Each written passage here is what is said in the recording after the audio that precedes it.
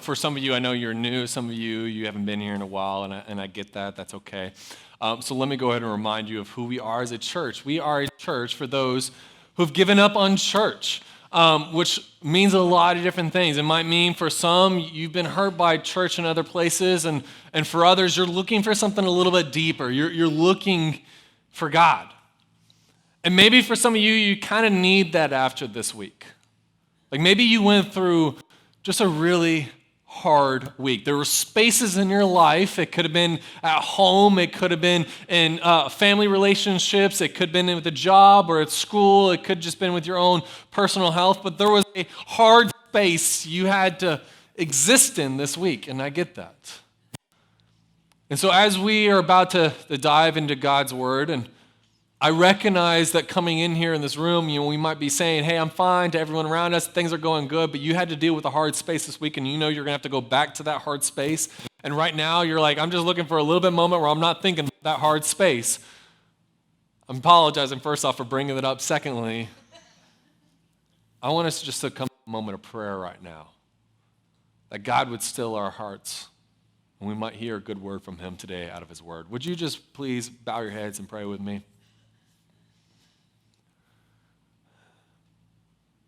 Jesus, thank you so much that you love our mess and you love to be involved in the messy spaces of our lives, the places that are really hard.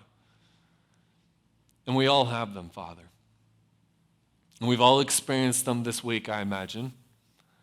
Some little moments where we felt like, gosh, we were being attacked, or we felt like insecure and uncomfortable, moments where we were looking back and we're like, I wish I did not do this thing, or I wish this played out differently. I'm sure we all have those moments this week. And so right now, Jesus, we just ask that you would still our hearts, because we give all of our spaces to you. We give you everything right now, Jesus. We want to have this to be a moment where our attention and our focus is on you. And we might see you in these other spaces when we come out of this time with you right now. It's in your name I pray. Amen.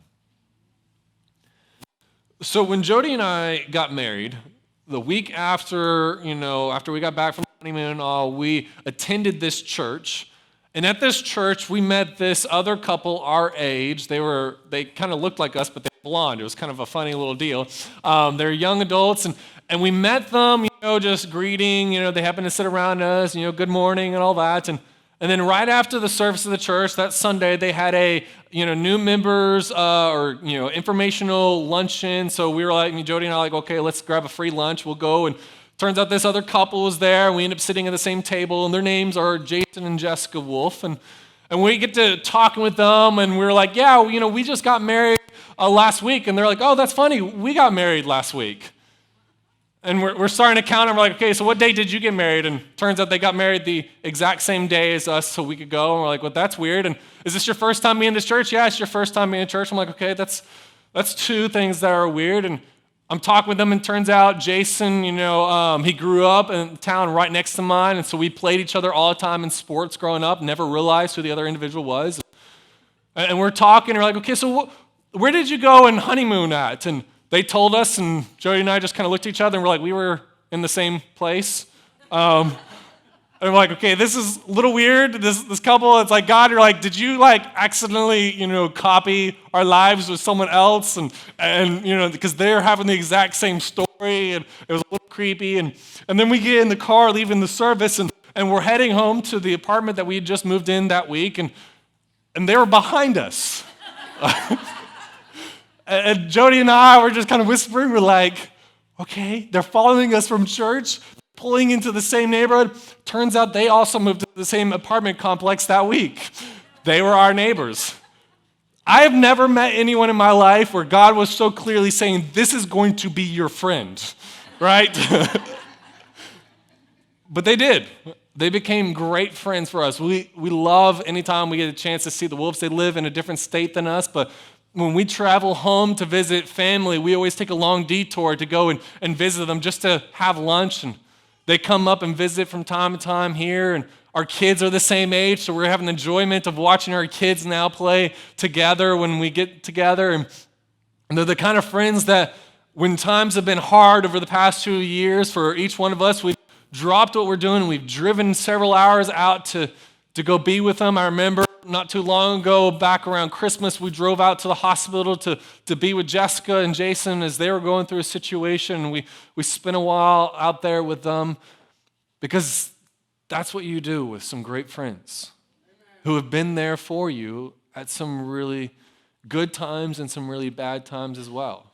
And I bring this up because I imagine as I'm telling this story, you can probably think that there are people in your life that you're grateful that they're in your life, that your life is a little bit better and richer because they're in your life, that there was almost like the story of your life before they got involved and started sharing space with you, and now there's the life that you have enjoyment with this individual. It could be a spouse, it could be a friend, it could be a member of the church right now that you're sitting around, maybe someone who invited you to church and got you plugged in here, right? We all have these individuals in our lives who God just kind of brings in, and we're changed by sharing the same space with them for a time being. We all have that. And to be a Jesus, this is true whether you're a Jesus follower or not, but to be a Jesus follower means that to the core, we believe that this is kind of what a relationship with Jesus is like. That there was the life before life with Jesus, and then there's the life that you're now living with Jesus. You're sharing his space, you're with him, and things are happening. Things are a little bit different than who you were before because Jesus has helped to bring you through things. And he's helped to change you. Because here's the fundamental truth about doing life with Jesus. I'm not talking about just coming to church. I'm not talking about saying a little prayer when you're a kid and then going on your own way and doing your own things and hoping one day that God's going to bless you, in the end. I'm talking about a life lived being a follower of Jesus. Someone who wants to do life with Jesus. Someone who wakes up and it's not, hey, it's Sunday morning, I guess I'll pull out the Jesus box, but someone who's like, it's Monday morning, it's Tuesday morning, it's Thursday, whatever it is, and I'm doing life with Jesus and I'm seeking him where I'm at. This is a truth that happens for individuals like that. They know this, that if Jesus is really in your life, then real changes are going to be occurring in your life. That this is what it means to be a follower of Jesus and to walk with him. And this is true not just us individually, but it's true as a corporate body, that when we're seeking to be with Jesus, things start to change and occur in us. And we have great luxury right now as a church body to make this visible physically with our building. So we've been in this building campaign, and it's not about let's get a bigger room for worship, though if you look around, we've been kind of a full room since the beginning of the year. We kind of need a bigger space, but that's not the goal. That's not the agenda. That's not why we want to move in that space. It's not, hey, look at us and how fancy the space is. Our goal and the whole purpose and theme behind this whole building campaign is that we want to create a space that looks like God has been involved. Because this building used to be something else. And then it sat vacant for a long time. It was dead. It was decaying. It was a graveyard. It was the perfect soul for God to do something great. And he has brought us in this space, and we've had the luxury over the past 2 years to remodel and renovate this room. And now he's calling us to do that room for the sake of ourselves and our children and our friends and other people on the street who will come in and question, well, does God love me? And could God really change me in my life? And he's given us the opportunity to invest and be a part of something that the very walls around us would be able to say yes. Because this used to be one thing and God has made it something new. And there's life. And as we've been in this series looking at this theme that God has called us to, this mission that is so unique for us as a church body, that's different than any other church in town, but is something that's true for us. We've been looking at this correlating with the story of the tabernacle in the book of Exodus. And so we've been studying it. We've been in chapters mainly around chapter 25, 29, these moments when God spoke to his people and he told them about the tabernacle. So if you're not familiar with the whole story, It's found in the book of Exodus. It's the second book of the Bible, and it's all a story about how God chooses this group of slaves, this group of people who had every reason to be ignored. They were the ultimate nobodies of creation and of humanity, and God looked at them and says, I want you, and I want to be near you, and I want to do life with you, and I want to do extraordinary things through you, and I want to give you a purpose and a hope. And so God comes and he rescues this people known as the ancient Israelites, and he leads them to the desert, and he starts talking to them about his dream that they would be a nation of justice and mercy, and that through them God was going to begin to restore and fix a broken world, that in time, if they were just to trust him, they would see God's faithfulness in time. And then God asked them to do something quite big and quite extraordinary. And it's captured in chapter 25 of the book of Exodus, where God looks at these people and he tells them, he says, and let them make me a sanctuary that I may dwell in their midst, exactly as I show you concerning the pattern of the tabernacle and of all its furniture, so you shall make it. Now here's the thing. God wasn't like, guys, I really need a sanctuary and a worship space. No, God didn't need that.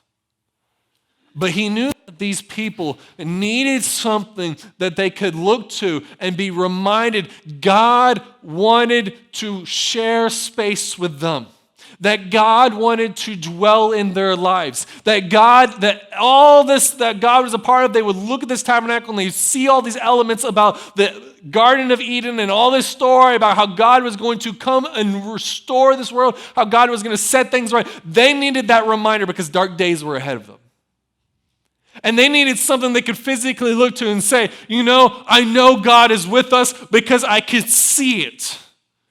And he has said that he wants to dwell with us as a people, and he wants us to build something that would recognize that. That's what the people were looking to at that time frame. And it was all about this God who kept saying how much he wanted to be near his people.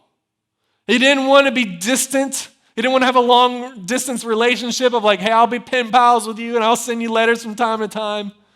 This is a God who looked at broken people and says, I want to be with you. And he reiterates that over and over and over again. So when you turn to chapter 29 of the book of Exodus, God, after spending 4 or 5 chapters talking about the different structures and the furniture pieces of the tabernacle, reiterates the whole meaning behind it and what he was hoping to do, the relationship he was hoping to have with this people. And it's captured in chapter 29. We've been looking at this week. I'm just doing a quick overview of this, where he tells the people, he says, there, talking about at this tabernacle, at this worship space, he says, there I will meet with the people of Israel, which, let's be honest, that's cool, right?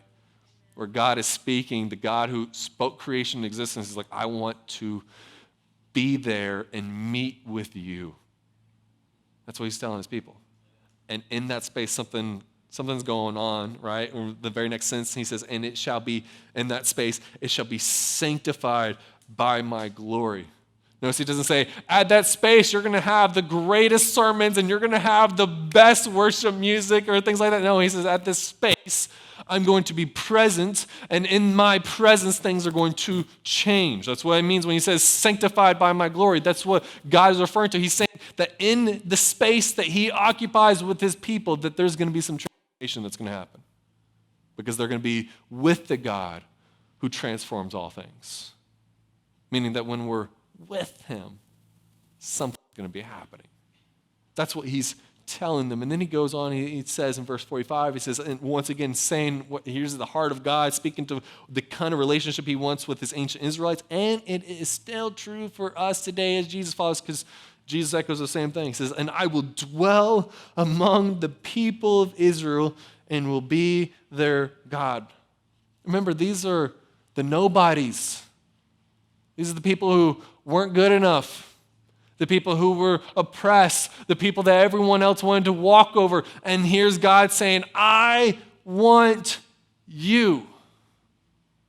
And he says this, that in their gathering with him, in the space they share with him, They shall know, this is verse 46, they shall know that I am Yahweh their God who brought them out of the land of Egypt that I might dwell among them. I am Yahweh their God. So that in their gathering, they might remember over and over and over again, He is the God who redeems. He's the God who rescues. He's the God who looks at the people who feel like they're nobodies and He's like, I got a different story for you.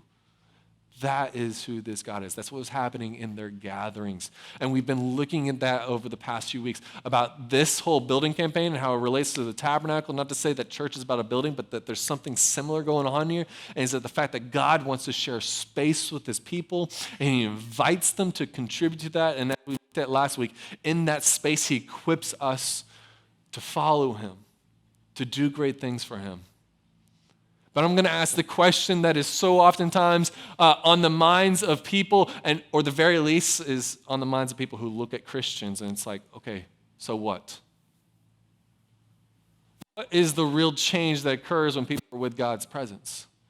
Is it really all that significant? Because here's the honest truth. If you look at the typical Christian, the answer is no. Because oftentimes we're like, well, let me pull out my Jesus box and I'll put on a good show for others to see, but I'm going to continue going my way because my life, I'm really more preoccupied with, food and money and jobs and my relationship status and all these other things. And so this God, He needs to stay away from all that. I'm going to deal with all this and occasionally I'll come and bring the Jesus box out if I need encouragement or if I need something. So oftentimes, the way we live our lives as Christians does not look anything different than those who are not Christian. And I'm not saying our lives should be better or easier, but that there should be a discernible difference, that there is life lived with someone involved in that space. But we oftentimes push it aside, maybe because we're worried, maybe because we're afraid, maybe because we think, I don't want anyone to know. Or we're afraid of what might happen if we took this God a little seriously. We're afraid of what might happen if we desired to be in His presence. But here's the honest truth. To be a Jesus follower means that there's a part of you that wants to do life with Jesus. You can't be like, I just want the blessings. It's about wanting to do life with Jesus. And that's true for us in this whole building campaign. Is that we're hoping to create a space about doing life with Jesus. A great example of seeing this transformation of happening is actually looking at the guy that God was speaking all this through, the guy named Moses.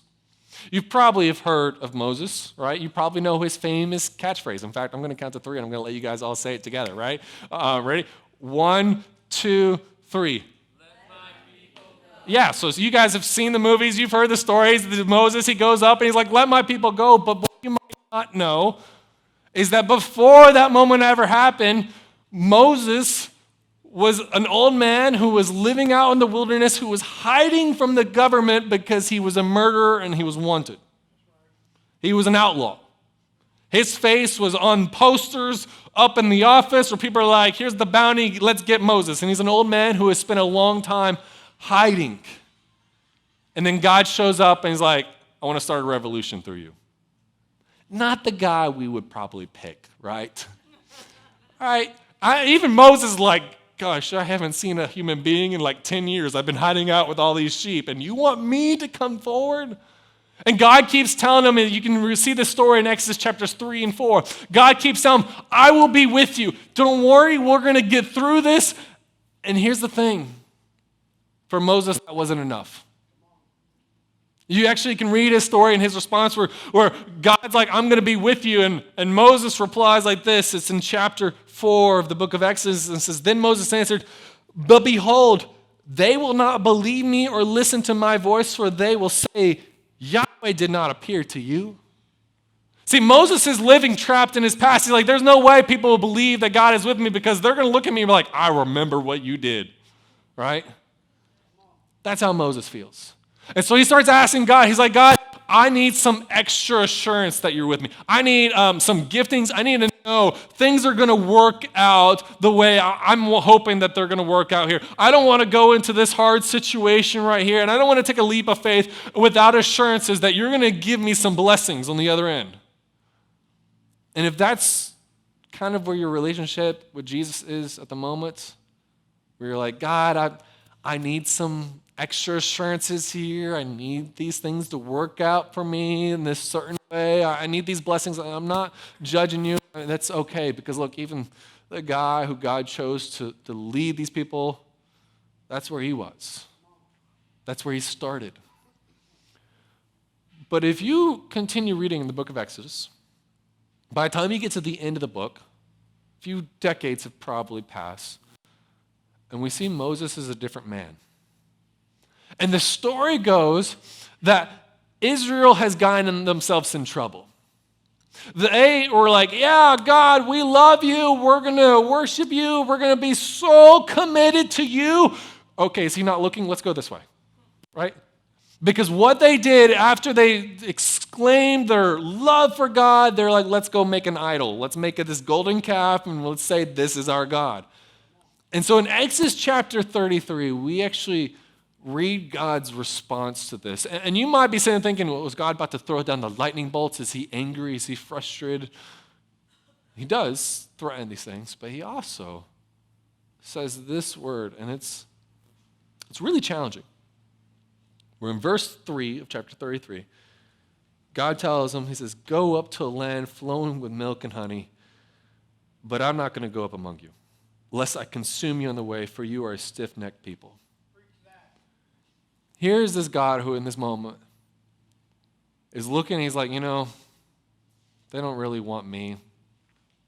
I'm looking at my people, and I recognize that after everything I did for them, everything I've rescued them from, everything I've sacrificed for them, they don't really want God anymore.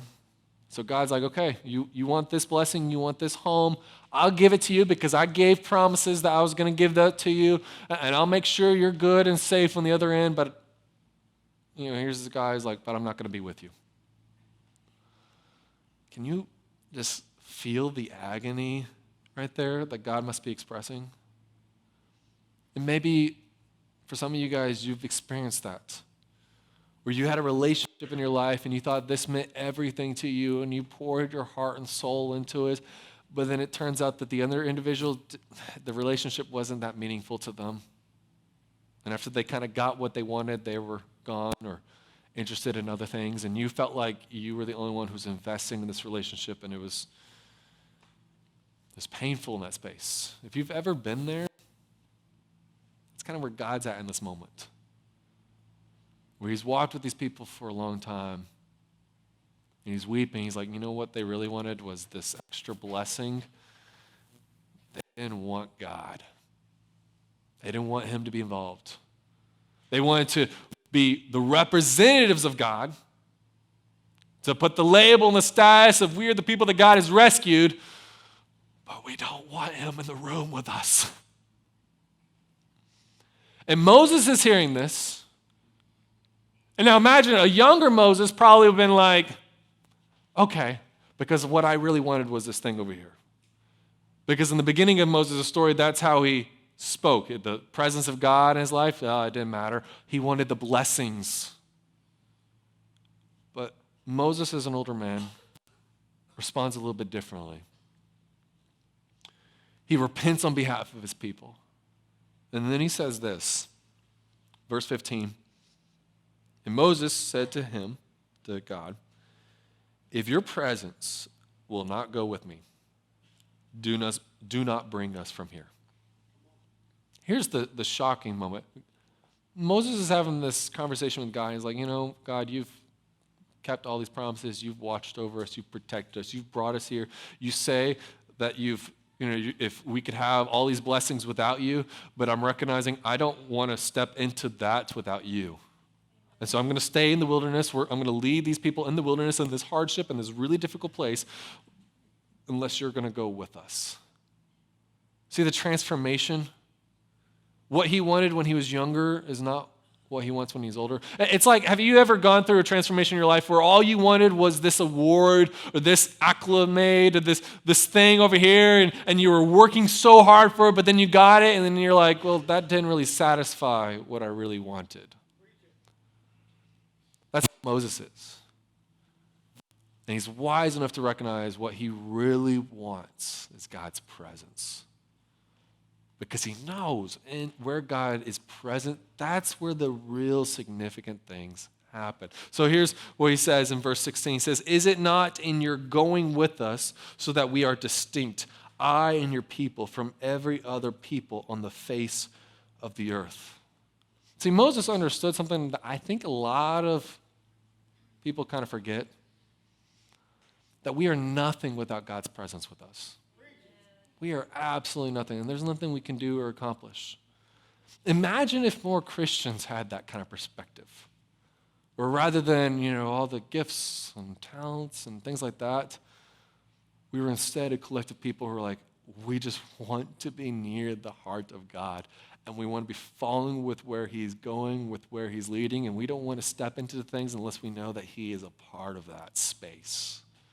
Things would be different. Like, this is tracked all throughout the story of the Bible. Like, take, for instance, the guy who followed in the footsteps of Moses, which, first off, raise your hands. How many of you would actually want to follow in Moses' footsteps? Be the next guy in charge, right? Take over leading 1 million people who are stiff-necked, always rebelling, always getting in trouble, and who wants to? Yeah, no one, right? So God chooses this guy named Joshua, and he's standing on the boundary, and he's like, okay, I know if I take one more step, I'm going to be in the land that God has promised us, and he's just standing there a long time, just wrestling and questioning, because God's like, you're the new guy to lead. And he's like, probably I don't want to step in the footsteps of Moses. I saw all that Moses had to deal with these people. I don't know if I can step into this. But then God meets him in that space. And God says something really, really powerful to him. It's in Joshua chapter 1, where God says, "Have I not commanded you?" Which implies they've had prior conversations. And there's an intimate knowing and dwelling with God. He says, "Have I not commanded you?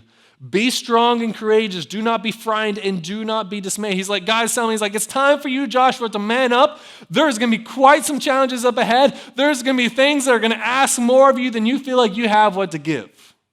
How is Joshua going to do this? How is he going to step into this space? By the very next phrase that God tells him. He says, "For Yahweh your God is with you wherever you go." See, this is what I think motivated Joshua to go and do amazing things, to lead his people into the new home that God had for them, to finish out what God had promised them. Not because he was talented. He had no resume of leading people, right? Through this kind of transition. He had no great battle stories or things like that. He was just an average guy. He probably thought, man, I don't have what it takes. But maybe when he heard that God was saying, "I'm going to be with you," he probably thought about all the many times that God was with Moses and all the things that God did when Moses was in his company. And that probably gave him enough courage to say, you know what, I'm going to walk into this. The same is true when we flip to the story of David. When David is introduced in the Bible, the famous David and Goliath character, when he's introduced in the Bible as a young little kid, what it's said of him is that God's presence was very powerfully in his life. He was seeking after, and he knew that God was seeking after him. And so when he finally comes to the moment when Goliath is terrorizing the people of God, here's this tiny little shepherd boy who stands up in the book of 1 Samuel chapter 17. And here's how David had the courage to, this little boy, to face down Goliath because he knew who God was with him. It says this in chapter 17 of the book of 1 Samuel. It says, "And David said, Yahweh who delivered me from the paw of the lion and from the paw of the bear will deliver me from the hand of this Philistine." He knew that God was going to be with him because he had been adamant about chasing after this God who he knew wanted to share space in return with him.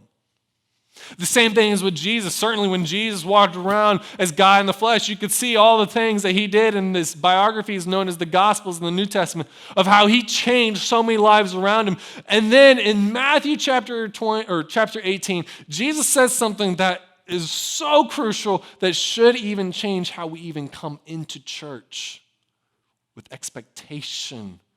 Because he says this in chapter 18 of Matthew. He says, for where 2 or 3 are gathered in my name, there am I among them. Think about the significance of that. When we come in, if just 2 or 3 of us are like, I'm not coming in because it's a routine. I'm coming in because I want to be with Jesus. And I want to worship him. And I want to give honor and glory to him. Imagine if we could just have 2 or 3, what significant things would happen, right? The Apostle Paul echoes the same thing in his letter to the Corinthians. He says, now the Lord is the Spirit, and where the Spirit of the Lord is, there is freedom. He has this idea like God is present, when God is active, and when people are wanting to be with God, there is freedom. There's something going on. There is transformation. There is change from what was dead to what was now alive. The author of Hebrews, he or she, we don't know if it was a man or woman, writes this in Hebrews chapter 10, I think about the same concept, where that individual writes, and let us consider how to stir up one another to love and good works, not neglecting to meet together as is the habit of some, but encouraging one another, and all the more as you see the day draw near. They're talking about when we can gather together with the expectation of we are meeting with God, we are desiring to be with God, that space, something significant is happening. My friends, let me summarize all this as we're wrapping up this series. Let me summarize all of this by making this very clear. God loves you, and he wants to share space with you, and he's inviting you to contribute to that. He's inviting you into a purpose that's greater than you.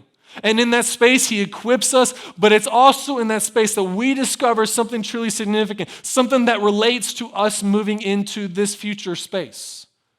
It's that when God dwells with us, our space showcases his grace. This is the story we see constantly throughout the Bible, that when God is present with people who want to be present with him, that is their chief desire. Their space is all about showcasing his grace. And I'm not talking just about church building, but this is also true throughout our lives. Like, imagine if we came back to those hard spaces this week.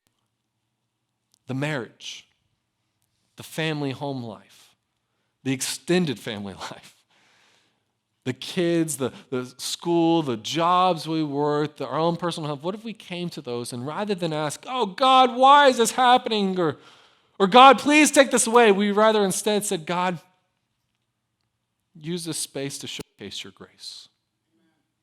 Teach me in this space to see you, to see your grace and your love, and to embody that to the world around us. That's what we aim to do in that space right there. We know God is going to meet with us there because he's met with us here. And the intent is that might be a space that will showcase the grace of God. This is the invitation for us to be part of this. To show our heart and desire for this. This is why we got a couple of things coming up. We've certainly been asking you guys, hey, consider praying together with your spouse, your family, talking about what might God be leading you in a pledge and a commitment to be part of the renovation, to help us create a space that would showcase the grace of God. So that when people come in, people who, hey, that week, they lost some battles. That week, they crossed some boundaries. That week, it was very clear they were imperfect. They might find in a space that it's all about the grace of God and his transformation that can happen amongst a people who have experienced that, who are seeking to be with God. And so that's what we've been sitting here encouraging you guys to be praying over this. So that on May 19th, we might turn in some pledges. We might begin this journey, and it's going to need all of us. Our goal is $500,000 in 2 years to create a space. It would all be about showcasing God's grace. But in preparation for that, this is why we're planning on doing a day of fasting and prayer on the 15th. Now, maybe you've never fasted and prayed and like that, and that's okay. We've created these helpful little guides that's all about this, of like, what is this about? What is fasting? What benefits does it have? Ways to fast. Because It may be one of those that you're like, hey, I want to join in with this fast. And what we're asking is, for the sake of food, skip breakfast and lunch, go from dinner to dinner, 24 hours. Come join us on the 15th that evening. We're going to break our fast. We're going to cook out, things like that. It's going to be a great time for the people of God to come together. And that day, we have been praying over several different things that are all listed on the back of this prayer or this paper. Now, maybe for some of you, you're like, I would like to be part of that, but I can't actually physically do that. And that's okay, because it may be that you can fast in other ways, like stay off social media. That's good for advice for any time, right? Or some other areas where like, I'm willing to set this aside and fast from this. And here's why we do this. Time and time again in Scripture, when people are adamant about the desire to want to follow whatever God is calling them to do, to step into the next step that God has for them, to be people who will showcase His grace, and to hear what God is calling them to do, over and over again in Scripture, what we see is people who are fasting. Because it shows our urgency of saying to God, God, we want you over even the gifts of food or the gifts of these other things. You are what matters most to us. And we're encouraging us to do this so we don't become like what the Israelites were long ago. We're like, God, we just want this space, but we don't want you here. That's not the heart of this church. The heart of this church and the leadership of this church is we want to be with God. And right now, God has been making it very clear. It is time for us to move into that space. But we're going to do this collectively as a people. So that's why we're encouraging you guys. Consider on the 15th, making plans right now, maybe to join us in a fast. Even if you can't be there that evening, it's still a great opportunity to collectively as a body be part together of saying to God, God, we want you. We want to see you move. Because this is a space, my friends, that is designed with one intent in mind, to showcase the grace of Jesus. That's what we're about. And so as you walk out later on, the host team, there's going to be individuals at the door who are going to be handing this out. If you're wanting to take one of these, look through it and figure out. If you got questions, come and talk to me, that sort of deal. I'll explain what this is more and more. But as we start to wrap up this morning, here's what I can imagine is true. Is that there is probably a space in your life where maybe God has been knocking at the door for a while, wondering if you're going to let him into that space. It could be in a marriage. It could be in parenting. It could be in your finances. It could be in the way you spend your time. It could be in your personal view of yourself. It could be your life. And so as we wrap up this morning, I'm going to invite you all, please bow your heads, close your eyes, and I'm going to give you an opportunity to be real with God for a moment. Because I imagine in that space, God wants nothing more than to showcase his grace there.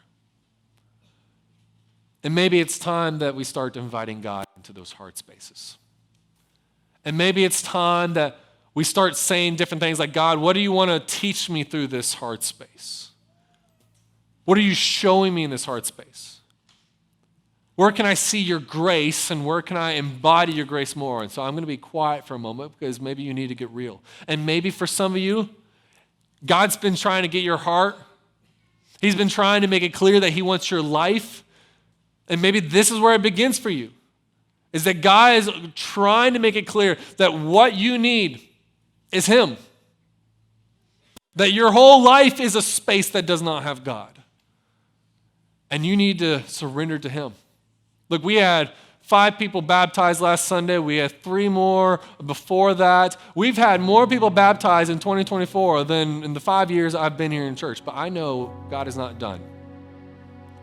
And I know that there are more individuals in this room who maybe need to have a moment to finally say to God, yes, I trust you. I want you in this space of my life. See, we all have an area like that. And so I'm going to be quiet now so you can get real with God. And you can answer the door that he's been knocking at so that that space might showcase his grace.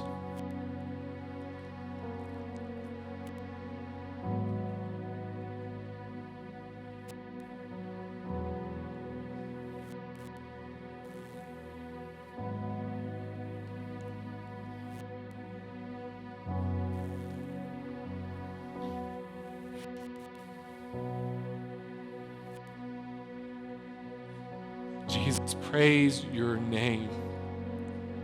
You've invited us as a church body to keep moving forward into something truly exciting. To partner with you in building a space that is all about showcasing your grace, so that people might come with messy lives, so that people might come with imperfections, that people might come with the need for you, and they might find you. They might hear of your good news. Decisions might be made to change lives. There might be marriages restored. There might be families healed because you met us in that space. God, that is what we want, is we want you. Thank you that you've invited us into this. Thank you that you equip us to do great and mighty things in the space that we share with you.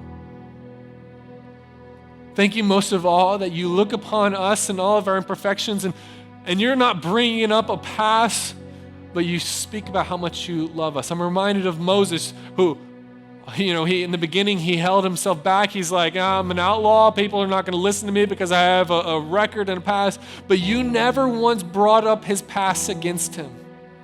You instead kept inviting him into something greater. Father, I know that there are people in this room who have spaces that are not showcasing your grace because we're saying no to you when you're knocking at the door. And I'm praying that this morning that there might be a heart of surrender. That you might be changing our heart now, so in preparation for what you have to come for us in that future space, so that we might be your people more and more and might do the things that you've called us to do. And so right now I'm asking that you'd give courage and boldness to the people in this room who feel like, yes, you've been knocking at the door. Maybe it's for their marriage. Maybe it's for their home life. Maybe it's with their finances. Maybe it's with their own insecurities and how they view themselves. Whatever it is, I imagine that there is a space in this room that you are knocking on the door. And I'm hoping that the person on the other side who is hearing my voice might be finally saying to you, yes, come on in. I know you've wanted to be here for a while. It's a mess. And I'm asking, would you please help me? So that this mess might showcase your grace. Jesus, thank you that this is how you work. Thank you that this is what you do for us individually, you do for us corporately, and you're inviting us to partner with you and to do it with a building. Oh, God, that is cool. Thank you. It's in your name I pray. Amen.